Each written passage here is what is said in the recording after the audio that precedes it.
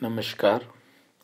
मैं doctor Sanjay Jain, associate professor गणित विषय में सम्राट पृथ्वीराज चौहान राजकीय महाविद्यालय अजमेर में कार्यरत हूँ। अभी हम ट्रांसपोर्टेशन प्रॉब्लम हिंदी में परिवहन समस्याओं पर बात कर रहे हैं। इससे पूर्व हम परिवहन समस्याओं पर लगभग 3 लेक्चर ले चुके हैं। उनमें क्रमशः हमने ट्रांसपोर्टेशन प्रॉब्लम का परिचय, ट्रांसपोर्टेशन प्रॉब्लम में प्रयुक्त होने वाली परिभाषाएं, मेथड इत्यादि के बारे में बात किया है और 2 methods, north west corner method और मैट्रिक्स मिनिमा या लोएस्ट कॉस्ट एंट्री मेथड पे हम पहले बात कर चुके हैं, एक एग्जाम्पल ले चुके हैं। आज हम इससे आगे फिजिबल सॉल्यूशन निकालने के लिए जो वोगल मेथड है उसके ऊपर बात करेंगे। कैसे वोगल मेथड से दिए प्रश्नों को हल करते हैं।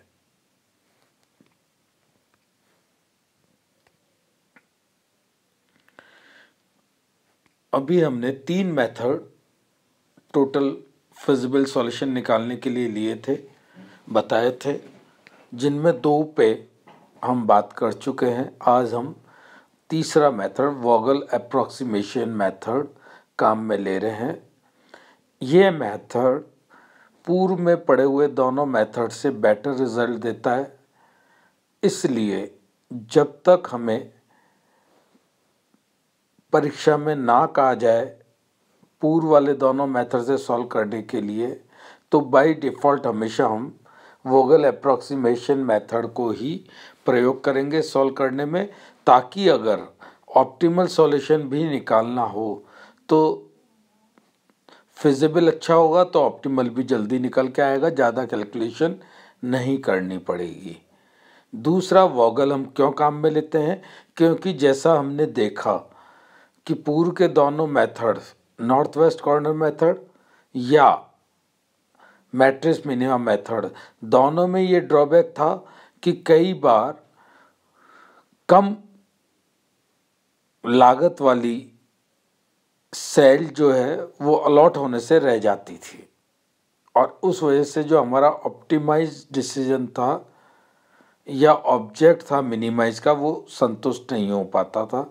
तो वोगल ने इन दोनों मेथड की जो ओवरकमिंग थी, कमियां थी, उनको दूर करने के हिसाब से इस मेथड को बनाया कि सबसे पहले हमारे पास कम से कम लागत वाली या जो हमको मैट्रिक्स दी हुई है उसमें जो सबसे कम कॉस्ट वाली वैल्यू है उनको कुछ ना कुछ अलॉट हो।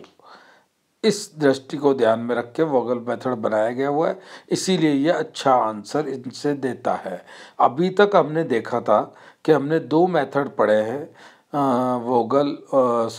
मैट्रिक्स मिनिमा और north west corner method.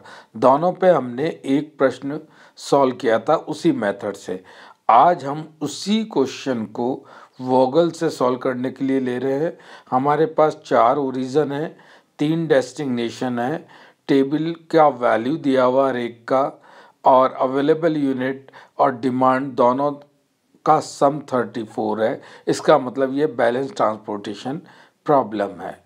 वोगल method में जो सबसे पहला काम होता है कि हम बोथ द वे, दोनों तरफ हम पेनल्टी कैलकुलेट करते हैं। ये लास्ट कॉलम देख रहे हैं आप पेनल्टी का, इसी तरह से ये नीचे भी हॉरिजॉन्टल में भी पेनल्टी हम निकालते हैं। पहली चीज़, पेनल्टी निकालते कैसे हैं, क्या होता है, हम यहाँ पर जो मिनिमम 2 एलिमेंट हैं पर रो में उनका डिफरेंस लेंगे जो पेनल्टी कहलाएगी। इसी तरह से हर एक कॉलम में 2 मिनिमम का डिफरेंस लेंगे, वो हमारा पेनल्टी कहलाएगा। ओके, इन पेनल्टीज़ को देखते हैं पहले हम। जैसे O1 फर्स्ट रो में हमने लिया, मिनिमम है हमारे पास 2 और 4, तो दोनों मिनिमम का डिफरेंस हो जाएगा 2। दूसरे में है 3 और 1, तो 2 हो जाएगा ये डिफरेंस सेकंड रो में। थर्ड में है 5 4 7, तो 5 और 4 मिनिमम है और उनका डिफरेंस है 1, ये हमने एक पेनल्टी में लिखा हुआ है। चौथे में 1 और 2 मिनिमम है, तो डिफरेंस आएगा 1, वो पेनल्टी में लिखा हुआ है। अब हम कॉलम में चलते हैं। कॉलम में पहले में आ रहा है 2 और 1, 2 3 5, 1 में से 2 और 1 मिनिमम में, जिसका डिफरेंस हो जाएगा 1, तो पहले कॉलम में पेनल्टी आ रही है 1। दूसरे में 7 3 4 6, 3 और 4 मिनिमम में, तो पेनल्टी हो जाएगी 1। चौथे में 4 1 7 2, 1 और 2 मिनिमम है, तो पेनल्टी हो जाएगी 1।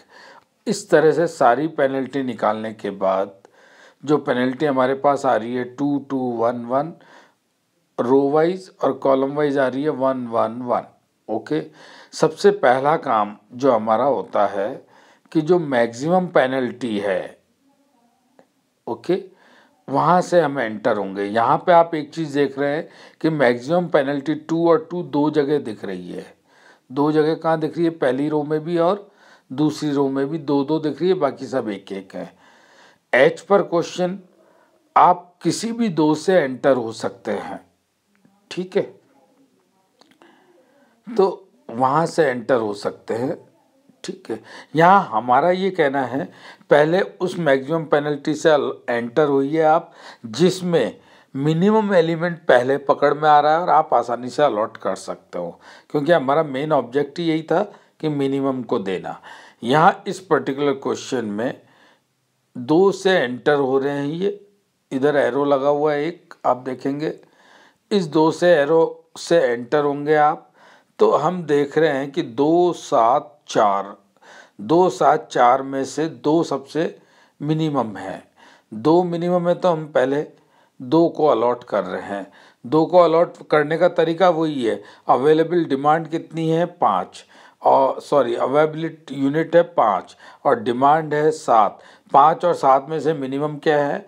5, तो हम 5 अलॉट कर सकते हैं 2 को। ओके, ये देखिएगा आप, ये नेक्स्ट में ये 2 को हमने 5 अलॉट कर दिया। ये 5 अलॉट करने के बाद इधर क्या था? 5 यूनिट थी अवेलेबल, उसमें से 5 आपने कर दी तो कितनी हो जाएगी? 0। तो हॉरिजॉन्टल में आपका हो गया 0। तो जो आपने 5 2 को दिया है O11 या O1D1 को, तो यहाँ पे 5 कंज्यूम हो गया आपका अवेलेबिलिटी में। अब अवेलेबिलिटी कुछ भी नहीं बच रही है, 0 हो जाएगी। इसलिए 7 और 4 को हम कुछ भी नहीं दे सकते, क्योंकि यहाँ 0 हो गया है पहली लाइन में, तो हमने 5 को 2 दे दिया। लेकिन पहले कॉलम में हमारे पास था 7 डिमांड, उसमें से हमने 5 दे दी, तो अब कितनी बची? 2। तो नीचे आप देख रहे हो डिमांड 2 आ गई है, 7 में से 2 हटा के 5 हटा के 2 आ गई है। ओके, अब ये लाइन खिंची हुई आपको दिख रही है, चूंकि हमने यहाँ इस कॉलम को दे दिया है 1 1 को। 1 1 को देने के कारण ये पूरी रो हमारी आउट हो गई है 0 होने से, इसकी अवेलेबिलिटी। अब बचे हुए जो एलिमेंट हैं उनमें फिर पेनल्टी कैलकुलेट करते हैं हम। पेनल्टी ये 2 1 1 आ रही है और इधर भी आ रही है 2 1 1।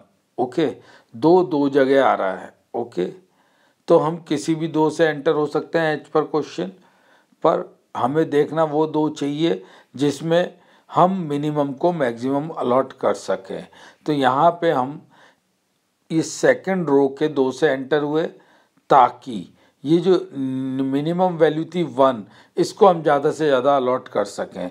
तो आप देखेंगे यहाँ मिनिमम वैल्यू 1 के करस्पॉन्डिंग अवेलेबल यूनिट 8 है और अवेलेबल डिमांड है 10। तो 8 और 10 में से 8 मिनिमम है, तो आप देख रहे होंगे O2D3 की जगह 8 आपने अलॉट कर दिया है 1 को। 8 1 को अलॉट कर दिया, तो 8 रो वाइज कितना रह गया? 8 में से 8 गया तो 0। ये 0 रहने का मतलब अब आप इस रो में बचे हुए एलिमेंट ये O1D1 O2D1 और O2D2 को आप कुछ भी अलॉट नहीं कर सकते हैं।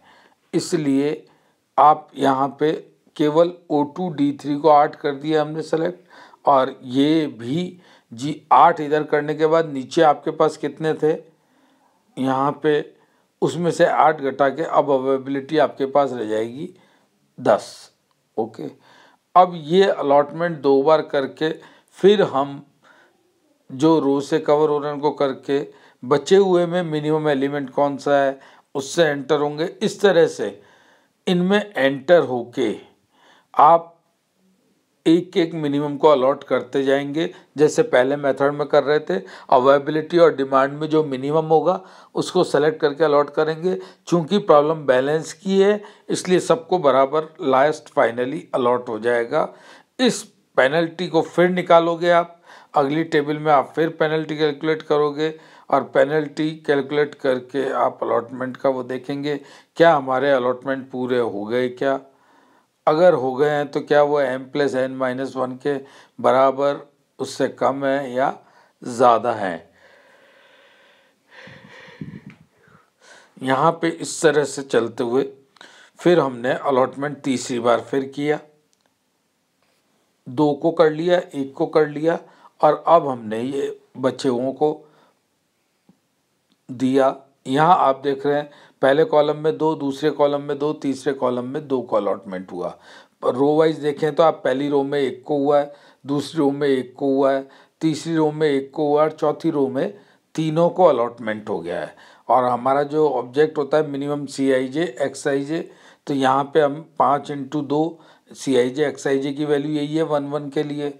इसी तरह से 2 1 दिख रहा है, 7 4 2 6 8 1 और 10 2 दिख रहा है। इन सब को समेशन में मल्टीप्लाई करते हैं तो हमारे पास आंसर आता है ₹80।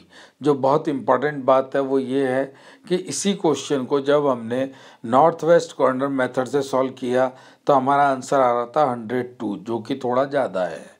इसी क्वेश्चन को जब हमने मैट्रिक्स मिनिमम मेथड से किया तो हमारा आंसर आ रहा था 83, वो भी ज़्यादा है। इसके बाद हम इस मेथड से वोगल मेथड से जब निकाल रहे हैं तो हमारा आंसर आ रहा है ₹80।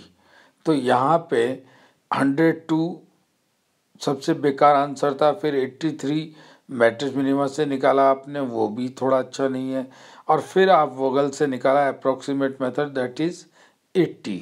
तो ये 80 सबसे कम है जो वोगल मेथड से आता है।